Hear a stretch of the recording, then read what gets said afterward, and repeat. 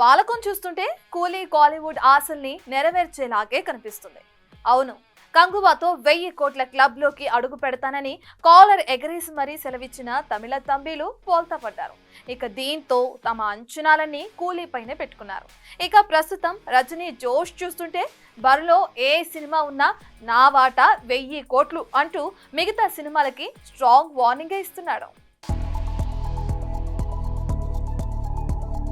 పెద్ద హీరోలు, పేరున్న డైరెక్టర్లు, కావాల్సినంత బడ్జెట్, ఇలా అన్నీ ఉన్నా తమిళ తమ్మిలు మాత్రం 1000 కోట్ల క్లబ్ ని టచ్ చేయలేకపోతున్నారు. ఆ మధ్య వచ్చిన కంగువా ఆ ఆశల్ని నెరవేరుస్తుందనుకున్న అంచనాలు తప్పడంతో ఇక తమ ఆశలన్నీ రజనీ కూలీపైనే పెట్టుకున్నారు.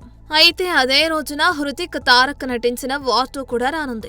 దీంతో సినిమా కలెక్షన్లకేమైనా గండిపడే అవకాశం ఉందా అని మరికొంతమంది డౌట్ పడుతున్నప్పటికీ ప్రస్తుతం రజనీ ఊపు చూస్తుంటే సినిమాకి కలెక్షన్ల వర్షం ఖాయమని ఫిక్స్ అయిపోతుంది కాలీవుడ్ ఇండస్ట్రీ. ఇది బాషా రేంజ్ లో మాస్ యాక్షన్ ఎంటర్టైనర్ అని, సూపర్ స్టార్ రజనీకాంత్, లోకేష్ కనకరాజుల డెడ్లీ కాంబినేషన్ కాబట్టి 1000 కోట్లకి తక్కువ కాకుండా వసూలు చేస్తుందని భావిస్తున్నారు మూవీ లవర్స్.